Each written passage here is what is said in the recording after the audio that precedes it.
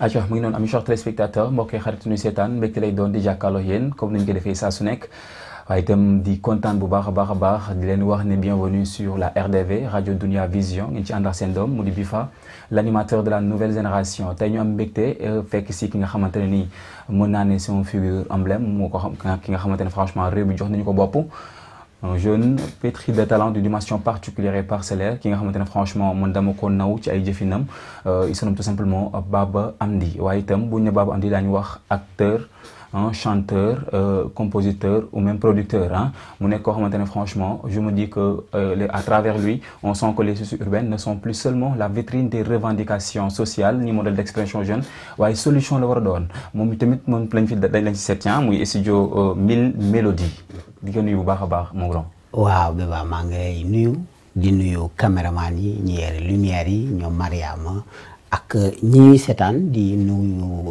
téléspectateur RDV ak àdduna leen wax merci dal leen ak jàmm ci studio 1000 mélodies. en tout cas mbégte bi suñu lay ëppee ndax buñ la seetsee rek ndaanaan la ñuy seet si buñ la seetsee dañuy seet si koo xamante ne franchement mën naa ne ndaw ñi ñoo ko jox gët mu nekk koo xamante ne franchement Sénégal comme ni ñu ko faral di waxee quand on parle de la musique tey buñ toogee sax di seetaan télé mën naa ne disque bu jàllee moom bokk na si ñi nga xamante ne bu deful seet yaakaar naa ne def na si alors mu nekk plaisir suñu saa su nekk alors ñu bëgg a xam exactement qui est l'homme en fait kan mooy Baba Amdy. waaw Baba Amdy c'est un artiste d'abord un Sénégalais nekk acteur culturel également président du mouvement Reçu. Baba Amdy nekk sur la scène musicale sénégalaise mu gën ko ràññee ci bërëb boobu également may évoluer ci communication jàng musique fii ci Sénégal ak bitim réew ñëwaat fii nag daal di commencer production loolu daal xam naa ne mun naa ko tënk ci kii nga xam ne mooy Baba Amdy bëri solo tuuti bëri solo boobu laay wax parce que tey dafa nekk loo xamante ne nii bu ñëpp di coow faaw ñu xam fu mu meññee alors Baba Amdy tey bu ñu xam un tout petit peu rek ci trajet scolaire am ba tey mu doon koo xamante ne franchement réew mi naw nañu ko bëggoon nañu ci xam tuuti parce que dañ may faral di owee l'animateur de la nouvelle génération et des générations précédentes ñoom itam war nañu xam exactement saa bu ñu toogee nit ki ñuy wax kan la. waaw maa ngi juddoo fii à la zone A. zone A ku ko wax il faut nga wax zone B wax Grand Dakar wax Taïba wax zone amitié jàng fii une bonne partie après daal di eggale fële nga xam ne moom mooy camp Malick Sy parce que mon père était officier des sapeurs pompiers. après mu jóge foofu ma demaat Sicap mu nekkaat fa commandant. ma continuer nekk Saldia jóge Saldia daal di ñëwaat fii nga xam ne moom mooy Médina c'est-à-dire que Baba Amdy école bu nekk dugg na fa génn na fa mais quand même j'ai eu des études du ma wax poussées mais très poussées waaw parce que tout de suite après bi ma tukkee yamuma rek ci musique bi ma njëkkee ñëw dama ne il faut ma dem jàngi école d'abord pour gën a mën a comprendre li may def lan la et je continue moment bi ñuy def émission bi damay jàng toujours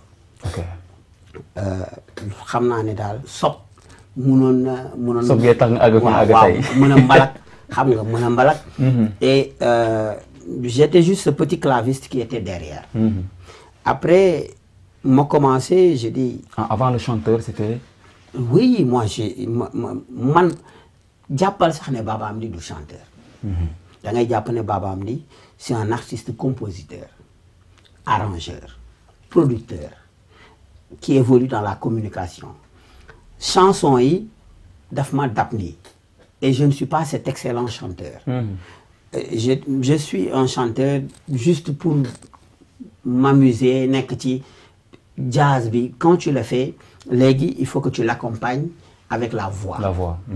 Mais j'étais juste ce petit ce pianiste qui était derrière les chanteurs yàlla di def ba ma commencé am sama propre album jazz def ko mu nekk hommage à Youssou Ndour.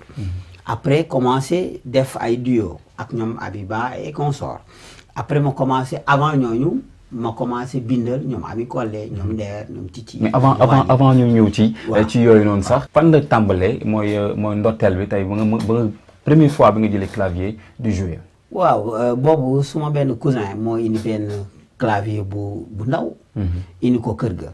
donc kenn ku nekk di ci fo man tam ma jël ko di ci fo mais je voyais aussi sama grand frère qui était batteur du groupe Kër gi. benn groupe de jazz. après nag ma ne sama benn sama sœur moo njëkk jënd sama clavier mu ngi ko jëndee 50,000. ci jamono jooju. ma ne ko man daal il faut nga jëndal ma clavier xam nga mu jëndal ma benn bu ndaw boobu ci sama cousin bi. après ma jëndaat beneen ci Demba Dia. benn bu mu doon jaayee 100,000. xam nga après mu noonu laa commencé ak ndap nekk ci koñ-koñaan yi commencé ci Moussa Jant bi. xam nga Moussa Jant bi ñëpp dégg nañ ko génn na àdduna ci jamono yi. ma daan dem këram di jouer après nag commencé petit à petit commencé di jouer ci ñoom Kumba Gawlo jouer ci ñoom Thione ainsi de suite ainsi de suite. après nag foofu la tàmbalee bala may tukki bay ñëwaat di teg yooyu ma la wax noonu. nekk sa pianiste jazz daal di commencer produire ainsi de suite ainsi de suite. mais daal clavier bu ndaw bi la jàngi am professeur nag am professeur. parce que sama mag musul bëgg ndaxte ma dugg ci musique bi aveuglément. c'est-à-dire bëggul woon ma tiim piano bi. te du ma xam. alors ki ñuy wax Cheikh Ba commencé ma jox ay cours piano tous les dimanches j'allais chez lui et je prenais des cours de piano. et après nag ma commencé jëlaat yeneen cours ci beneen maire laa la wax de benn maire tubaab. portugais yooyu. way ici au Sénégal ou bien. Sénégal mu ngi dëkkoon fii Baobab. ma commencé fa dem di jëlaat ay cours piano avant may tukki bitim réew. donc j'ai beaucoup appris fii ba nga xam ne affaire bi daf fi nekk parce que sama grand frère daanu woon nangu. nga nekk rek sa musicien ba nga xam ne da ngay ñëw taxaw commencé di jouer noonu quoi donc. foofu laa commencé. alors mu jógee foofu waaye dañ naan monde musical dafa yaatu. tey branche bu nekk ngay jàng mën naa ne du clavier kese. tey quand on parle de Babou Amdi waaye de xam nga d'un compositeur. yaakaar naa du clavier kese. alors tey aspect musical ak mélodie yi nga xamante ne nii mooy renforcer boobu ba tey nga doon ki nga doon tey jii nii. man je me demande tout le temps et on se pose toutes ces questions là. d'où ça vient. ndax du ci clavier bi kese. non du ci clavier bi kese mais clavier bi mooy base. mooy base bi. waaw mais man tey jii su ma doon wax sama bopp lan la. alors tu veux dire que musique sans clavier. non nous allons utiliser peut-être terme piano. parce que dafa am ay normes. yoo xam ne clavier bi daf ko am. ok soo ko amee c'est universel c'est-à-dire bu ñu ne accord de do majeur u fii.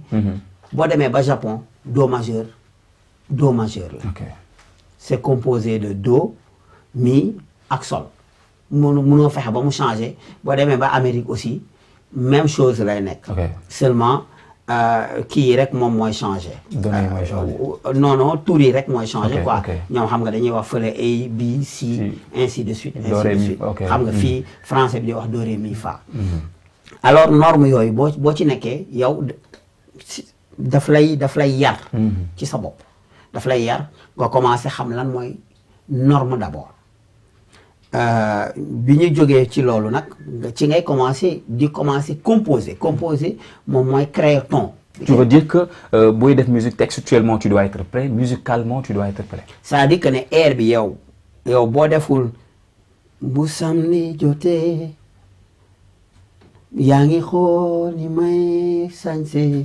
c'est-à-dire mooy piraarirara tarirarirara air bi après nga xool ban texte la bu samedi jotee wala da nga naan yéena ma seeti fii si tey ci na est-ce que comprendre nga. Ok, je comprends. donc air bi ak texte bi. non rien à voir. acca dañu ko déggee mbokk yi di leen fàttali aussi yéen seen émission Bi Buzz ah tey suñu invité muy Baba Hamdy mu nekk koo xamante ne franchement saa su nekk dama koy wax ah il est parfaitement bien ah d'une dimension particulière et parcellaire tey boo ko déggee nu muy waxee nga xam ne kii nii dafa xam musique ah alors man je me dis que à l'appel de la nouvelle génération toujours ah ñoom bu ñu déggee ngay wax tey jii nii ça veut dire que dañoo war a jàngiwaat musique alors je me dis que Baba Hamdy musique du Sénégal noo ko gisee. man seetlu bi ma seetlu ci musique sénégalaise comme ni nga ma ko laajee. mooy que ne le rap mu ngi jël. ampleur.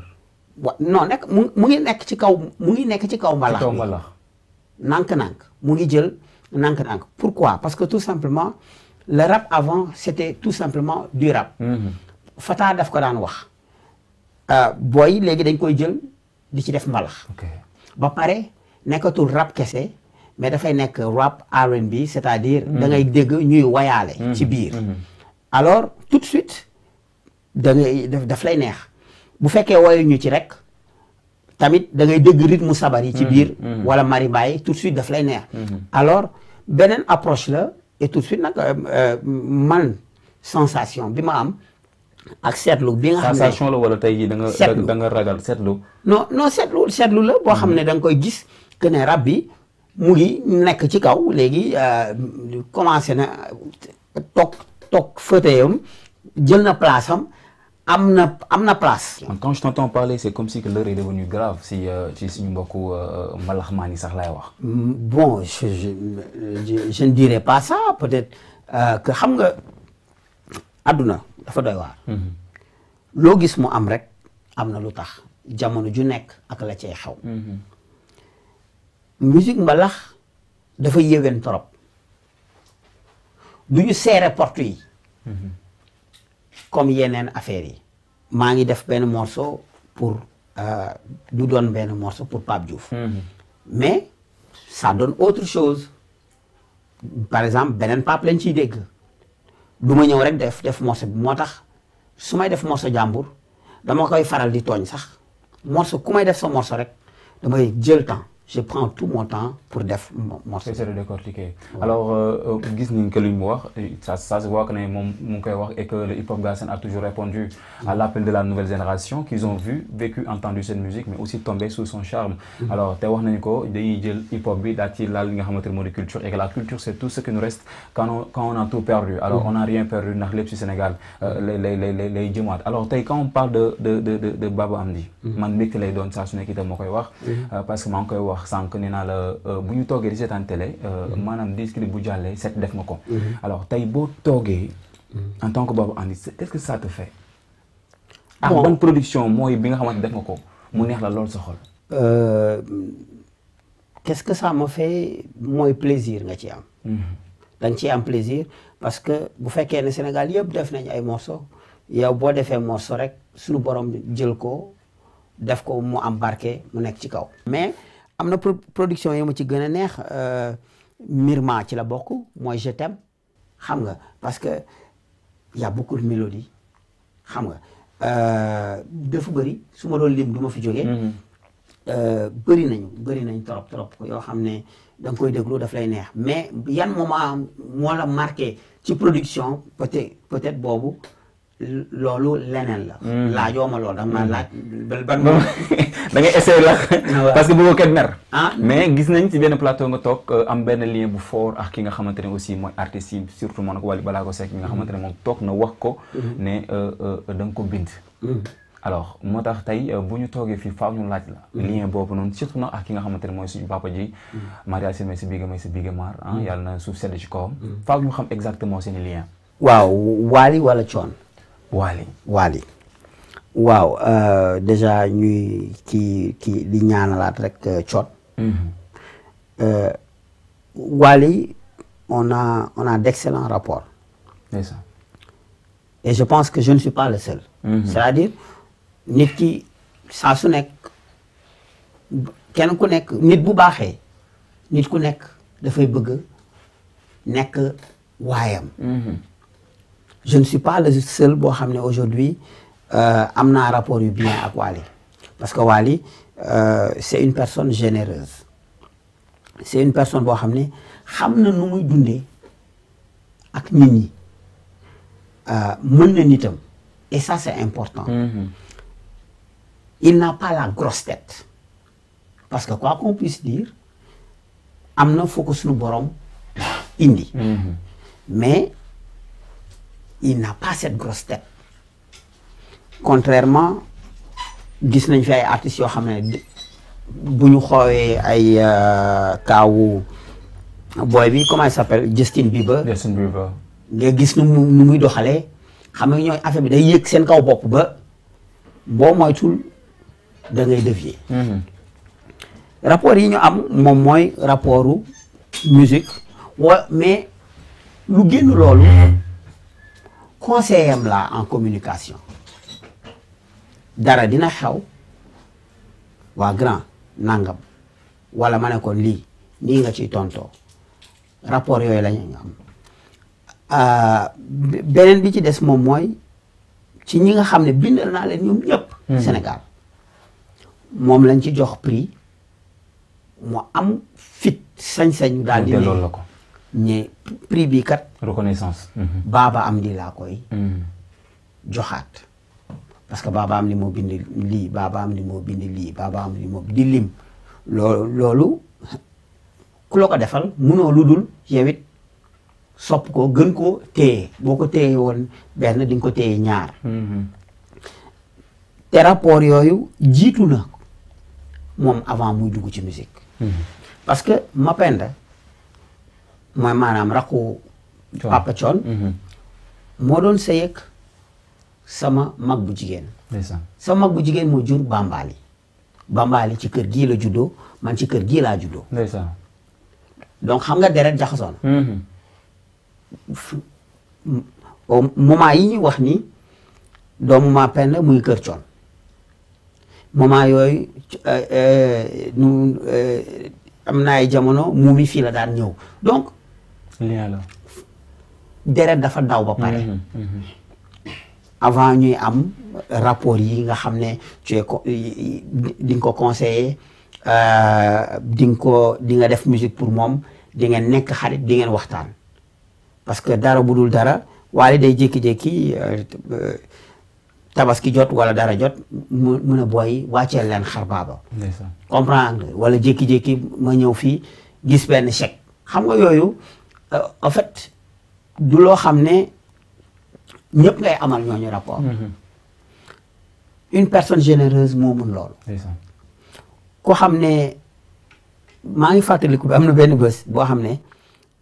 daf ma woo quoi mu ngi jóge Angleterre su ma juumul Angleterre la ay ci suba jot na pratiquement ay 9h 10h mu ne ma mais foo nekk appel vidéo ma ne ko waaye booy man ma ne ñii laa njëkk a defaa bi sax ne ko man kii gu ma de mu ne ma est-ce que doo ma fekk bon xam nga ku la wax loolu da nga naan c'est urgent. ma ne ko mbaa jàmm mu ne ma ñëwal donc da ngay daw gaaw. léegi bi ma ñëwee moom mu gaaree fële daal di yónni benn booy ndekete am na lu mu ko jox maa ngi seen oto bi may bëgg a avancer mais maa ngi seen benn booy ngi ñëw man it maa ngi ralentir mu ñëw rek jox ma benn enveloppe ne ma non Wally moo la ko jox. ma ne ko waa xaaral maa ngi ma ne nii rek de moom bës na otom ba dem yoonam ma ne ko waa booy di nag mu ne ma non grand miir naa moom saay parce que loolu reconnaissance dafay neex ci xol dafay neex ñu jox la prix nga def loolu daf lay laaj alors man damay def kii bi est-ce que da nga bëgg ñu demandoo nangam loolu ku la yëg moo ko mën munoo yow tamit boo nekkee ci liggéeyam nga concentré wu bu baax pour que ay morsom fexe ba nekk ci kaw. parce que loo ko defaral rek parce que defaloo ko pour moom kese. moo waral sax nga maanaam sax nga génn benn album tuddee ko merci. ñi nga xamante ne liggéey nga ak ñoom mais laata loolu yi dem seetaan Myrna bi ndax sa production la. jërëjëf la aussi ñu koy seetaan ñoom seetaan ko daal di ñëwaat léegi-léegi suñu plateau. ok.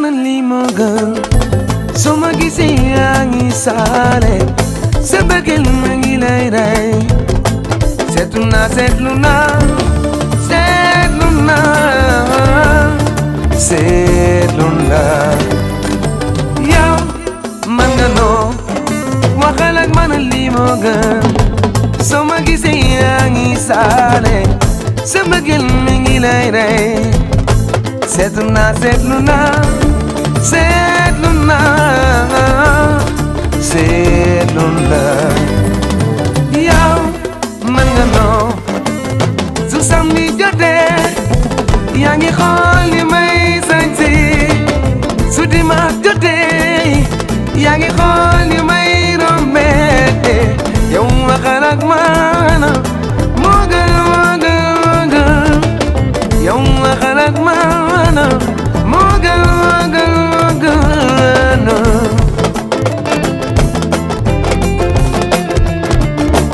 seetlu naa bi ñu xamante ba léegi yaa ngi may doose wuy leele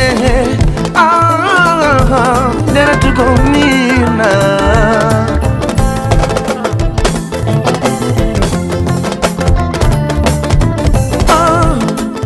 miir naa yi deratu ko miir naa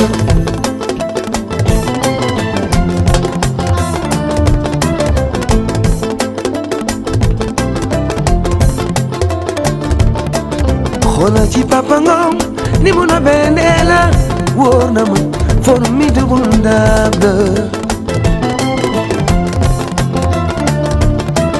mooy bàyyi Anta Ngom Papa Ngom l'incontournable Yirim dee la bàyyi Mohamed laay woo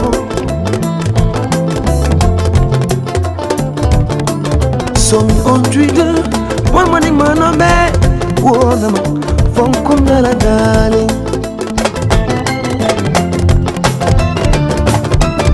Tell us a telephone, photo your name, my own name, let's love line.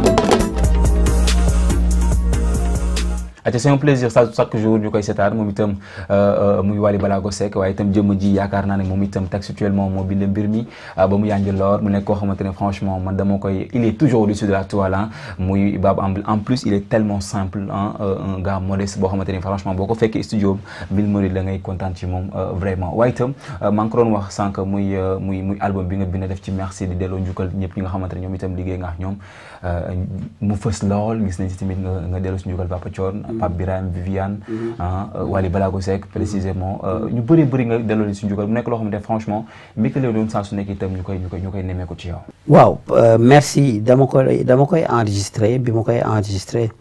en plus nga jëlee si ay douleurs yu métti. waaw moom laa doon bëgg a ñëw. ndeysaan. moment yi ma koy enregistré moment yooyu sama yaay mu ngi dund sama sœur mu ngi dund ci digg bi. sama sœur gaañu ak sama yaay alors comme j'ai perdu mon père ak sama suñu taaw bu góor. j'ai tenu dugal titre boobu ñuy wax merci mu nekk ci biir album bi. merci à eux ou merci à tout le Sénégal. À tout le Sénégal. Aux animateurs, à ces musiciens, à ces docteurs, à la police. Merci à ma mère. Parce que c'est elle qui t'a donné naissance. Merci d'abord à ma mère.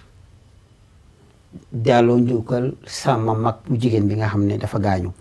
parce que ci biir atelier de couture am laa doon jàngee piano. parce que atelier moo nekk ci suuf. et il fallait faire cet album et précisément ce morceau dire merci à tout le Sénégal, à ses chanteurs, à ses musiciens, à la police, à ces gouvernements qui ne m'ont jamais fermé leurs portes, aux chaînes de télé, ak ñi nga xam ne ñooy journalistes culturels yi parce que saa bu may def conférence de presse musuma woote conférence de presse te journalistes yi du ñëw. Déjà. Toutes les chaînes de télé ak rajo yu looloo tax ma def merci et il fallait le faire parce que nit dafa war a jàng wax merci buñ la jàppalee ba nga toll fi nga toll parce que dañ la jàppale du yow yaa indi sa bopp foofu pour man il fallait faire précisément ce morceau. Merci. Quand on t'entend parler, c'est des liens forts entre toi et ta mère. Cette merci-là, tu peux y sentir ni endroit bi mu jëm mooy sa waajur bu jigéen ak sa mag jooju ñoo wax. waaw parce que bon xam nga kenn ku nekk su toogee ci plateau wax yaayam dafay wax sama yaay sama parce que ñëpp seen yaay seen xarit la. Ndeysaan. mais man sama yaay waxuma affaire xarit waxuma affaire yaay mais dafa nekk nit ku baax. Ndeysaan. moom xamul ay xew xamul dara moom ci àdduna moom lu mu xam mooy sijaada ak néegam télé bi moom xamul leneen te man musuma rappelé fu ma ko ne yaay dama ba may xale yaay dama bëgg nga jënd ma orange mu ne ma mu jànni ma loolu musta am man lu ma gis rek waxuma waxu yaay waxu yaay bi dama koy teg fële jikko ji ma gis ci nit kooku mu nekk nit bu baax. donc ñu koy ñaanal parce que saa su nekk rek dama koy ñaanal suñu borom. sama mag bu jigéen bi tam lu ko neex rek neexoon na ma. il fallait dire merci parce que mon père m'a donné une bonne éducation sama grand frère Ahmed m'a donné une très bonne éducation. dafa daan bëgg nga jël pay. loo mënti def dafay bëgg nga jël pay donc ñooñu ak ñi la yar sa mag yu góor sama mag bi ma dugal ci musique. il fallait dire merci à tout le Sénégal à la diaspora. en grosso modo. en grosso modo. duñu tëj te duñu wax ci sa mouvement bi nga xamante ne yow itam yaa créé nga ko muy mouvement reçu. mu nekk mouvement bu am solo gis nañ aussi impact Covid 19 yi nga xamante ne amoon na ci nga def ci taxaw bu am solo. ñu nekk loo xamante ne ñun itam dañ koy rafetlu waaye itam képp ku nekk ci monde culture monde musical rafetlu na ko. alors ñu bëgg a xam tuuti rek ci mouvement bi la. waaw damay wax merci d'abord à tout le mouvement reçu. ci biir merci da ngay dégg ñëpp. Reçu c'est le renouveau de la culture sénégalaise. Et qui parle de renouveau, notre slogan, une révolution culturelle pacifique. Une révolution, c'est un changement, c'est un bouleversement, mais pacifique. Le pacifisme est notre maître mot. Maanaam jàmm ak salaam mais ci yar ak teggin pour indi coppite. dafay dajale képp kuy acteur culturel. Ça regroupe tous les acteurs culturels. Caméraman, camérawoman, chanteur, danseur, infographiste, ñi nga xam ne les monteurs dajale leen xool nan nga mën a def pour que mu jur njëriñ parce que après boo ci nekkee yow da ngay indi sa pierre à l'édifice yow nga def noonu keneen def noonu parce que gouvernement kese mënul gérer loolu.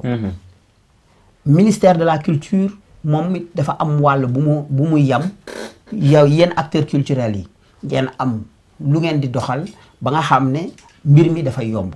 su ngeen ko deful rek day jaxasoo mooy comme li nga wax sànq ci biir musique marax bi laaj nga ma ko. alors il faut ñu comme ni nga ko waxee sécuriser wax nga ko sànq bi nga koy wax xëy na sax tuma bàyyiwuma ci xel. il faut nga sécuriser mbir mi ba nga xam ne ëllëg ak si biir ñeneen aussi dañuy jël relais bi dawal. En tout cas merci à vous aussi Baba Hamdy tey moom la ñu amoon suñu émission Bi Buzz tey nag nee naa ko buzz bi moo ko téye ndax wax naa ko mu nekk koo xamante ne il est toujours au-dessus de la toile. Alors merci à vous amis chers téléspectateurs c'est Bifa l'animateur de la nouvelle génération sur la radio Dunia Vision xam naa nag ñu doxante rendez-vous incha allahu rabbi très prochainement ci beneen émission Bi Buzz merci à vous.